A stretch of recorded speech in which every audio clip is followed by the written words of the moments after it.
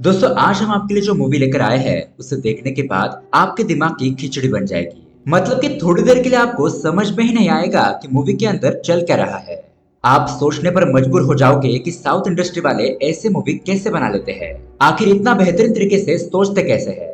दोस्तों इस मूवी के अंदर जो ट्विस्ट रिवील होता है उससे देखकर तो आपको चक्कर आ जाएगा। और सच में इस ट्विस्ट को देखकर मेरा भी दिमाग घूम गया था।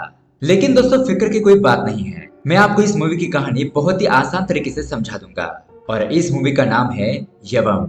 ये एक बहुत ही जबरदस्त कहानी है और ऐसी मूवीज आपने रेयर ही देखी होगी, इसलिए दोस्तों वीडियो के एंड तक जरूर देखना, सच में आपको मजा आ जाएगा। तो दोस्तों मेरा नाम है किरण और आप देख रहे हैं हॉरर बॉक्स हिंदी। अगर आपको भी ऐसे ही साउथ की मूवीज देखना पसंद है तो हमारे चैनल को सब्सक्राइब जरूर कीजिए, क्योंकि हम आपके लिए ऐसे वीडियोस लाते रहते हैं। तो चलिए बिना किसी देरी के शुरू करते हैं आज की कहानी। कहानी की शुरुआत में हम हरिका नाम की एक लड़की को देखते हैं, जो कि हर्ष नाम के एक लड़के के साथ इंटीमेट हो रही होती है। तभी उसी वक्त हरिका का पति योगेंद्र वहां पर आ जाता है और इन दोनों को यह सब कुछ करते हुए रंगे हाथों पकड़ लेता है। अब हरिका योगेंद्र को बताती है कि मैं तुम्हारे साथ रहना नहीं चाहती और ये जो हर्ष है ना, ये बहुत बड़ा आदमी है, जल्द ही वो मूवीज में भी काम करने वाला है। तो दोस्तों हरिका की बातों से हमें साफ साफ पता चल रहा था कि हरिका को सिर्फ पैसा चाहिए, इसलिए उसने योगेंद्र को छोड़कर हर्ष को अपना लिया था। लेकिन दोस्तों अब यहाँ पर हरिका की बातों को सुनकर योगेंद्र को बहुत ज्यादा गुस्सा आ जाता है और उसी वक्त वो चाकू निकालकर हरिका और हर्ष को उस चाकू से बार बार स्टैब करके उन दोनों को ही मार देता है। और उन दोनों की मौत के साथ ये सीन यहीं पर कट हो जाता है। अब यहाँ से हमें कुछ सालों बाद का सीन दिखाया जाता है, जहाँ पर हम देखते हैं कि योगेंद्र गैराज में काम करने वाले एक लड़के को कुछ एडवर्टाइजमेंट के पेपर देते हुए कहता है कि इसे तुम गर्ल्स कॉलेज के बाहर जाकर सभी लड़कियों में बांट दो, और वो उस लड़के को इस काम के लिए कुछ पैसे भी दे देता है। जिसके बाद दोस्तों वो लड़का गर्ल्स कॉलेज के बाहर जाकर ये पेपर सभी लड़कियों में बांटने लगता है। तो उस वक्त वहां पर हम कीर्ति नाम की एक लड़की को देखते हैं, जो कि अपने फ्रेंड के साथ जा रही होती है। तब ये लड़का उसके पास भी आता है और ये पेपर दे देता है। अब दोस्तों कीर्ति उस पेपर को देखकर तो शॉक ही रह जाती है, क्योंकि उस पेपर के अंदर लिखा था कि अगर आप इस स्कैनर को स्कैन करोगे और आप मौका जीत सकते हैं प्रभास के साथ डिनर करने का। और दोस्तों मैं आपको बता दूं, कीर्ति प्रभास की बहुत बड़ी फैन होती है, इसीलिए वो कुछ बिना सोचे समझे दिए गए स्कैनर को स्कैन कर देती है। और शॉकिंगली स्कैन करने के बाद पता चलता है कि वो एक लकी कंटेस्टेंट है, जिसे मौका मिला है प्रभास के साथ डिनर करने का। अब इसके अगले सीन में हम देखते हैं कीर्ति अच्छी तरीके से तैयार होकर प्रभास के साथ डिनर करने के लिए एक एड्रेस पर पहुंच जाती है। वो ये सोचकर खुश हो रही थी कि उसे प्रभास के साथ डिनर करने को मिलेगा, लेकिन दोस्तों आगे उसके साथ जो दुर्घटना होने वाली थी उससे वो अनजान थी। अब हम देखते हैं कि वहां पर प्रभास की जगह पर योगेंद्र होता है, जिसको देखकर कीर्ति काफी ज्यादा कंफ्यूज हो जाती है और तब उसे पता चलता है कि उसके साथ मजाक हुआ है। कीर्ति वहां से जाने की कोशिश करती है, लेकिन योगेंद्र उसे रोक लेता है। वो उसके सामने चाकू रख देता है और उसके पैर बांध के जबरदस्ती उसे अपने साथ डिनर करने के लिए कहता है। और दोस्तों उस वक्त उस जगह पर कोई भी नहीं था, जिस वजह से कीर्ति किसी से मदद भी नहीं मांग सकती थी। और अब कीर्ति के पास उसके साथ डिनर करने के अलावा कोई दूसरा रास्ता नहीं था, इसलिए उसे डिनर करना पड़ता है। और पूरे समय योगेंद्र एक अजीब साइको की तरह हरकतें कर रहा होता है। अब दोस्तों यहाँ पर हो क्या रहा है ये हमें कहानी में आगे पता चलेगा। अब उसके अगले दिन हम देखते हैं कीर्ति अपने दोस्तों के साथ पुलिस स्टेशन पहुंच जाती है योगेंद्र के खिलाफ कंप्लेंट लिखवाने के लिए। वो पुलिस से कहती है कि सर, योगेंद्र नाम के एक लड़के ने मुझे झूठ बोलकर एक गलत जगह पर बुलाया और मेरे साथ जबरदस्ती करने की कोशिश की। लेकिन दोस्तों कीर्ति के पास योगेंद्र के खिलाफ कोई भी प्रूफ नहीं थे, जिस वजह से पुलिस वाले उन सभी को डांट कर वहां से भगा देते हैं, क्योंकि पुलिस का मानना ये था कि भले ही योगेंद्र ने जबरदस्ती और फंसाकर उन लोगों को डिनर करने के लिए बुलाया था, पर कीर्ति के साथ कुछ गलत तो नहीं किया ना। और इस वजह से दोस्तों पुलिस वाले उनकी कंप्लेंट नहीं लिखवाते। और हालांकि उनका एक और कारण ये भी था कि ऑफिसर को ये पता नहीं था कि योगेंद्र कौन है और वो कैसा दिखाई देता है। अब उसके बाद हम पुलिस स्टेशन में सौम्या नाम के पुलिस ऑफिसर को देखते हैं, जिसका हाल ही में इस पुलिस स्टेशन में ट्रांसफर हुआ है। उस वक्त वहां पर उसका सीनियर ऑफिसर सौम्या को आज ही ड्यूटी ज्वाइन करने के लिए कहता है और साथ ही साथ अभी सौम्या को जितने भी क्रिमिनल फाइल्स होते हैं ना, उन सभी को स्टडी करने के लिए कहता है। अब दोस्तों उसके अगले सीन में हम अनुष्का नाम की एक लड़की को देखते हैं, जो कि एड्स में काम करने के लिए अपना ऑडिशन देने के लिए आई थी। अब यहाँ पर उसे इंटरव्यू के लिए अंदर बुलाया जाता है, लेकिन शॉकिंग बात यह हो जाती है कि उसका कोई टेस्ट लिए बिना ही इंटरव्यू में उसे पास कर दिया जाता है। अनुष्का भी सोच में पड़ जाती है कि आखिरकार बिना टेस्ट दिए मैं कैसे पास हो गई। और फिर अनुष्का को शूटिंग करने के लिए एक एड्रेस पर बुलाया जाता है और साथ ही उसे ये भी कहा जाता है कि तुम्हारी शूटिंग जूनियर एनटीआर के साथ होने वाली है। और दोस्तों ये बात सुनकर हम व्यूअर्स तो समझ सकते हैं कि यहाँ पर फिर से शायद योगेंद्र कुछ गलत करने वाला है, लेकिन अनुष्का इसके बारे में बिल्कुल भी बेखबर थी और उल्टा वो जूनियर एनटीआर का नाम सुनकर बहुत ज्यादा खुश हो रही थी। वो ये जरा भी नहीं सोचती कि यहाँ पर जूनियर एनटीआर कहाँ से आएंगे। खैर अब उसके बाद खुशी से अनुष्का बहुत ही अच्छी तरीके से तैयार होकर वहाँ पर चली जाती है, लेकिन उस एड्रेस पर कुछ और ही होता है। मतलब कि वहाँ पर जूनियर एनटीआर के बदले में योगेंद्र बैठा होता है, जिसका अंदाजा दोस्तों हमें पहले ही लग गया था और ये पूरा प्लान उसने ही बनाया था। पर वो ऐसा बार बार क्यों कर रहा है? क्या वो एक साइको है या फिर इसके पीछे कोई और ही कारण छुपा है? ये हमें जल्द ही पता चल जाएगा। खैर अब यहाँ पर योगेंद्र अनुष्का के साथ जबरदस्ती करने लगता है और अनुष्का के मना करने के बावजूद भी वो उसकी बात नहीं मानता। वो उसे डांस करने के लिए मजबूर करने लगता है, जहाँ पर अनुष्का अपने आप को बचाने की कोशिश करती है, लेकिन उसी वक्त योगेंद्र को बहुत ज्यादा गुस्सा आने की वजह से वो उसे पकड़कर बहुत ही बुरी तरीके से चाकू से मार डालता है। वो सबसे पहला हमला उसके सीने पर करता है और लगातार चाकू से वार करने पर अनुष्का दर्द से चिल्ला चिल्ला कर मर जाती है। लेकिन दोस्तों उसकी आवाज सुनने वाला वहाँ पर दूर दूर तक कोई नहीं था। उसे वहाँ पर कोई भी बचाने के लिए भी नहीं आता। अब अनुष्का की मौत के बाद योगेंद्र के चेहरे पर थोड़ी सी भी शिकन नहीं थी। अब दोस्तों उसके बाद हम अभि और सौम्या को देखते हैं, जो कि उनके एक फ्रेंड पुलिस ऑफिसर गंगा के बेटी की सगाई में आए हुए थे। अब यहाँ पर ये सभी लोग बहुत ज्यादा खुश होते हैं, लेकिन तभी इस खुशी के माहौल में उन्हें ये मर्डर वाली बात पता चलती है। जिसके बाद ये सभी लोग उस मर्डर वाली जगह पर पहुंचते हैं तो लाश को देखकर अभी सौम्या से कहता है कि ये एक वेल प्लान मर्डर है और मर्डर करने वाले ने एक भी क्लू नहीं छोड़ा है ताकि हम उस तक पहुंच सके। उसके बाद दोस्तों अभी अपने पुलिस ऑफिसर से कहकर बॉडी को पोस्टमार्टम के लिए भेज देता है और फिर अभी सौम्या के साथ अनुष्का के घर पर जाता है, जहाँ पर उसके परिवार वालों को ये बात पता चलती है तो वो बहुत ज्यादा रोने लगते हैं। तो यहाँ पर अभी अनुष्का की बहन से उसके बारे में पूछता है। अनुष्का की बहन उससे बताती है कि सर उसे एक एड की शूटिंग करने के लिए बुलाया गया था और साथ ही साथ ये भी कहा था कि उसकी शूटिंग जूनियर एनटीआर के साथ होने वाली है।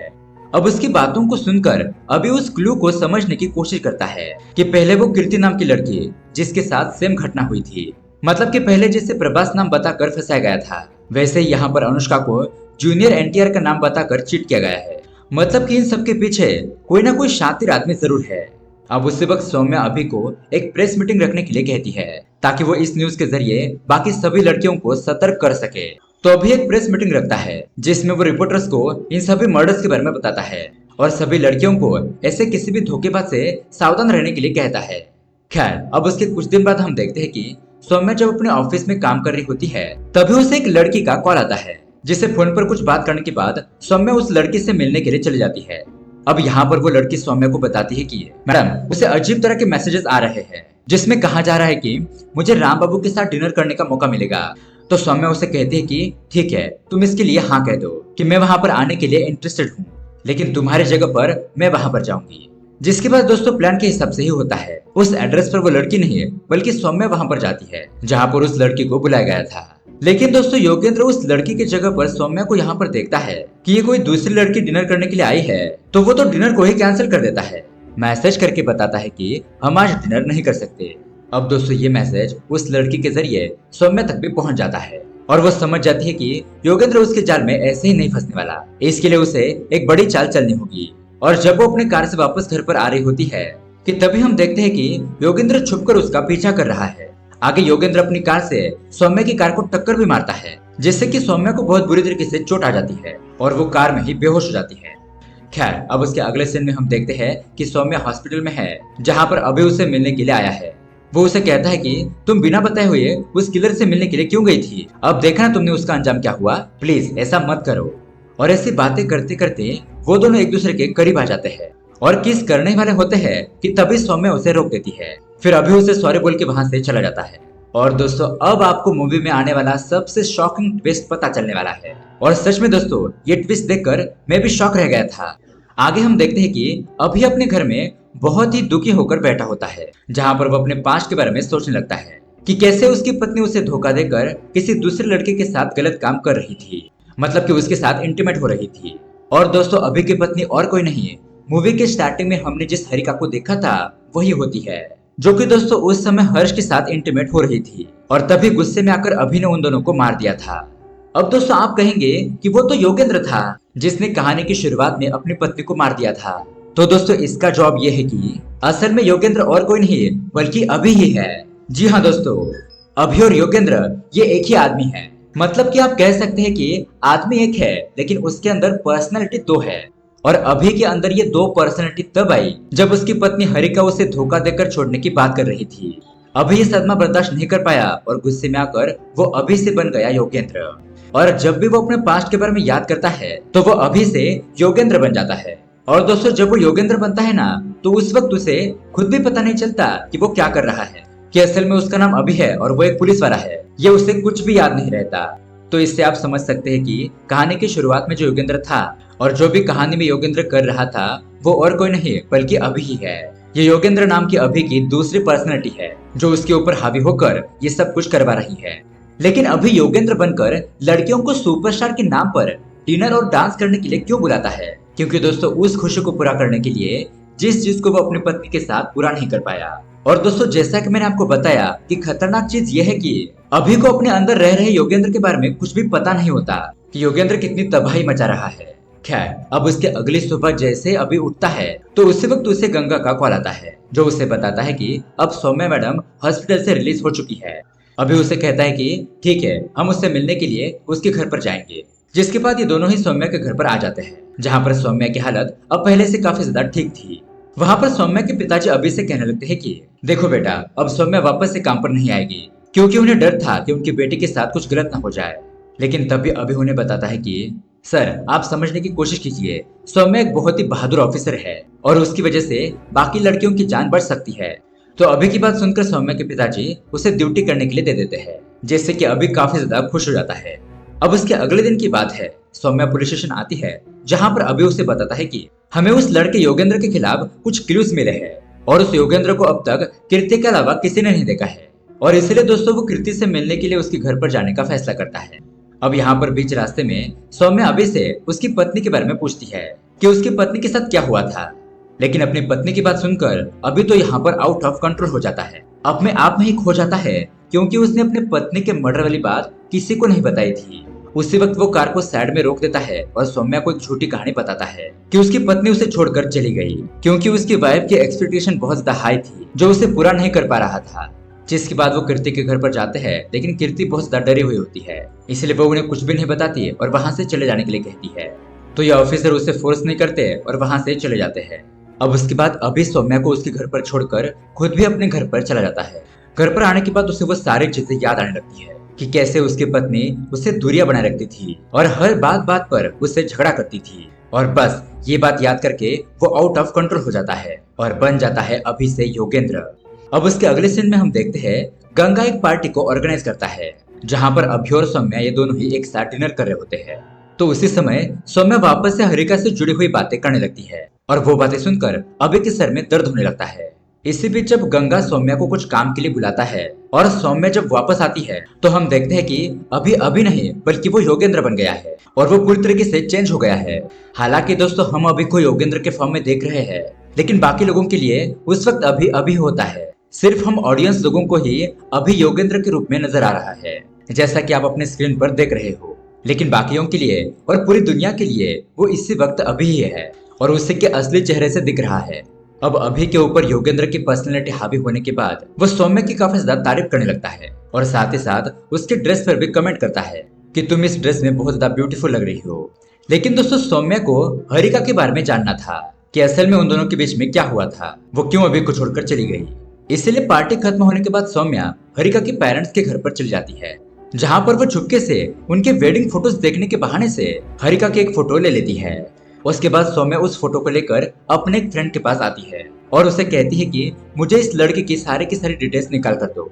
अब सारी इन्फॉर्मेशन निकालने के बाद सौम्या की दोस्त उसे बताती है कि हरिका का मर्डर हुआ था और उसकी लाश समुद्र के किनारे पाई गई थी। और तो और हरिका की लाश के साथ एक और आदमी की लाश पाई गई थी और वह लाश और किसी की नहीं बल्कि हर्ष की थी, जो उस वक्त उसके साथ इंटीमेट हो रहा था। और अब ये सब कुछ जानने के बाद सौम्या को लगता है कि यहाँ पर कुछ ना कुछ गड़बड़ जरूर है। फिर रात को सौम्या अभी के घर पर जाती है जहाँ पर अभी काम कर रहा होता है। सौम्या अभी से कहती है कि असल में हरिका की मौत हुई है, क्या तुम्हें इसके बारे में पता है? उसकी बॉडी के पोस्टमार्टम में पता चला है कि उसकी डेथ एक चाकू से की गई थी। और दोस्तों ये सब कुछ बातें सुनकर फिर से अभी आउट ऑफ कंट्रोल हो जाता है, जिसके बाद वो अपना आपा खो देता है और बन जाता है योगेंद्र। फिर वो कहने लगता है कि शायद मेरे ही पैर में कुछ कमी रह गई होगी, जिस वजह से यह सब कुछ हुआ। अब उसकी ऐसी मासूम बातें सुनकर सौम्या भी इमोशनल हो जाती है और उससे गले लगा लेती है। लेकिन तभी उसी वक्त वहां पर गंगा आता है, जिसके बाद सौम्या अभी को अपना ध्यान रखने के लिए कहकर वहां से चली जाती है। उसके अगले सीन में हम देखते हैं कि सौम्या सो रही होती है, तो तभी उसे एक आदमी का कॉल आता है। वो सौम्या को बताता है कि उस दिन उसकी कार को जिसने टक्कर मारी थी वो कार अभी पेट्रोल पंप के पास खड़ी है। ये सुनकर तुरंत ही सौम्या अपनी कार लेकर वहां पर चली जाती है और सौम्या को यहाँ पर आता हुआ देखकर योगेंद्र अपनी कार को एक जंगल की तरफ लेकर जाता है, जहाँ पर सौम्या भी उसका पीछा करते हुए जंगल के अंदर चली जाती है। फिर आगे सौम्या को दिखाई देता है कि वो कार एक जगह पर खड़ी है, तो सौम्या भी अपनी कार को रोककर गन लेकर उस कार की तरफ जाने लगती है। वो वहां पर देखती है कि एक बूढ़ा आदमी ड्रिंक करके सो रहा है, जिससे वह समझ जाती है कि ये तो पक्का योगेंद्र नहीं है। अब वहां पर आसपास बहुत ज्यादा ढूंढने के बाद भी योगेंद्र उसे नहीं मिलता, तो वहां पर एक ट्रक की आवाज आने लगती है, जिस पर सौम्या उस ट्रक के पास जाने लगती है। लेकिन दोस्तों तभी अचानक वो ट्रक ब्लास्ट हो जाता है और उस वक्त योगेंद्र, जो कि अभी होता है, वो सौम्या को वो ट्रक ब्लास्ट होने से पहले ही बचा लेता है और ऐसा दिखाता है कि जैसा कि वो अभी अभी यहाँ पर आया है, और उसे कहता है कि तुम अकेले यहाँ पर क्यों आ गई, अगर तुम्हें कुछ हो जाता तो। दरअसल दोस्तों ये ट्रक ब्लास्ट करने का आइडिया अभी का था, ताकि सौम्या और वो करीब आ सके। अब थोड़ी देर में पुलिस फोर्स भी वहां पर पहुंच जाती है और सभी लोग सेफली अपने अपने घर पर आ जाते हैं। उसके बाद हम देखते हैं आज गंगा की बेटी की शादी है और यहाँ पर अभि ने सोच लिया था कि वो किसी भी तरह से आज अपने दिल की बात सौम्या से कह के ही रहेगा, और अपने घर पर वो उसी की प्रैक्टिस कर रहा होता है कि मैं इस तरह से सौम्या को प्रपोज करूंगा। फिर वो अपने कपड़े चेंज करने के लिए अलमारी खोलता है, तो वहां पर उसकी वाइफ की फोटो लगी होती है, जिसे देखने के बाद उससे गुस्सा आ जाता है और वो योगेंद्र बन जाता है। और दोस्तों यहाँ से अभि की बॉडी में योगेंद्र की पर्सनैलिटी आ जाती है। अगले सीन में हम देखते हैं कि योगेंद्र शादी में आ चुका है, जहाँ पर सौम्या भी होती है, और अब शादी अटेंड करने के बाद सौम्या और योगेंद्र ये एक साथ चल रहे होते हैं। अब मौका मिलते ही योगेंद्र उसे अपने दिल की बात बता देता है, लेकिन तभी सौम्या उसे एक सवाल पूछती है कि तुमने कभी जानने की कोशिश क्यों नहीं की कि हरिका के साथ क्या हुआ था, उसे किसने मारा होगा। जिस पर योगेंद्र कहने लगता है कि देखो मुझे इसमें कोई भी इंटरेस्ट नहीं है, और वैसे भी उन दोनों के साथ जो कुछ भी हुआ वो अच्छा हुआ। और ये बात सुनकर सौम्या शॉक हो जाती है, उसे सब कुछ समझ में आ जाता है। तो सौम्या कहती है कि तुम किन दो लोगों की बात कर रहे हो। योगेंद्र कहता है कि हरिका और उसका बॉयफ्रेंड हर्ष। और दोस्तों उसी वक्त सौम्या योगेंद्र के हाथों को हथकड़ी की मदद से एक खंबे से बांध देती है और उसे कहती है कि मैंने तो बस हरिका की बात की थी, हर्ष का तो मैंने नाम भी नहीं लिया था। तो तुम्हें कैसे पता चला कि हरिका के साथ हर्ष की भी मौत हो गई थी। और दोस्तों यहाँ पर हम जान पाते हैं कि एक तो सौम्या को उसके ऊपर पहले से ही शक हो गया था, और अब तो वो शक यकीन में बदल जाता है कि अभी नहीं हर्ष और हरिका को मारा है। यहाँ पर सौम्या उसे ये भी बात बताती है कि मुझे पता है कि अभी ही योगेंद्र है और योगेंद्र ही अभी है। उसे काफी दिनों पहले ही अभी के पर्सनैलिटी को लेकर शक हो गया था, जिसके चलते वो रेशमा नाम की एक साइकोलॉजिस्ट के पास गई थी, और उस डॉक्टर की मदद से उसे पता चला कि ये एक तरह की स्प्लिट पर्सनैलिटी होती है, जिसमें एक आदमी के अंदर दो तरह के रूप रहते हैं। और एक और बात, इससे पहले जितने भी लोगों का मर्डर हुआ था उनको चाकू से मारा गया था, और हरिका और हर्ष की मौत भी चाकू से हुई थी, जिससे कि ये समझा जा सकता है कि इन सभी को किसी एक ने ही मारा है। उसके बाद सौम्या कहती है कि अभी तुम एक अच्छे पुलिस ऑफिसर हो, योगेंद्र को अपने ऊपर हावी मत होने दो। फिर दोस्तों अभी की पर्सनैलिटी बाहर लाने के लिए वो उसका नाम लेने लगती है, लेकिन तब तक योगेंद्र उसके ऊपर पूरी तरीके से हावी हो चुका था। उसके बाद योगेंद्र किसी तरह से हथकड़ी से अपने हाथ छुड़ा लेता है और सौम्या को नीचे गिराकर जंगल की ओर भागने लगता है। अब गन लेकर सौम्या भी उसका पीछा करने लगती है, लेकिन तभी योगेंद्र उसे पकड़कर उसके साथ जबरदस्ती करने लगता है, पर सौम्या भी हार नहीं मानती, वो भी खुद को बचाते हुए उसे मारने लगती है। तो अब गुस्से में आकर योगेंद्र सौम्या के सीने पर ही चाकू मार देता है, जिससे कि सौम्या दर्द के मारे तड़पने लगती है। अब सौम्या की ऐसी हालत देखकर अभी की पर्सनैलिटी बाहर आने लगती है, जहाँ पर दोस्तों हम योगेंद्र और अभी इन दोनों की पर्सनैलिटी को देखते हैं। योगेंद्र अभी से कहता है कि सौम्या को मार दो, उस चाकू से उसे मारने के लिए फोर्स करने लगता है, लेकिन अब अभी को समझ में आ चुका था, इसलिए वो उस चाकू से अपने पेट पर ही वार करता है, जिससे उसे बहुत ज्यादा दर्द होने लगता है। साथ ही योगेंद्र को भी दर्द होता है, क्योंकि ऑब्वियसली वो दोनों ही सेम ही थे। अब यहाँ पर अभी सोचता है कि अगर वो मर गया तो योगेंद्र भी मर जाएगा, लेकिन तभी योगेंद्र की पर्सनैलिटी उसे कहती है कि ऐसा मत करो, मैं मरना नहीं चाहता। लेकिन दोस्तों अब यहाँ पर योगेंद्र को खत्म करने का अभी के पास बस यही चारा था, इसलिए वो फिर से अपने ऊपर वार करने ही वाला होता है कि तभी उसी वक्त सौम्या गन लेकर उस चाकू पर शूट कर देती है, जिससे कि योगेंद्र वहीं पर मर जाता है। लेकिन आप सोच रहे होंगे कि ऐसा कैसे हुआ, चाकू को मारने से योगेंद्र कैसे मरा।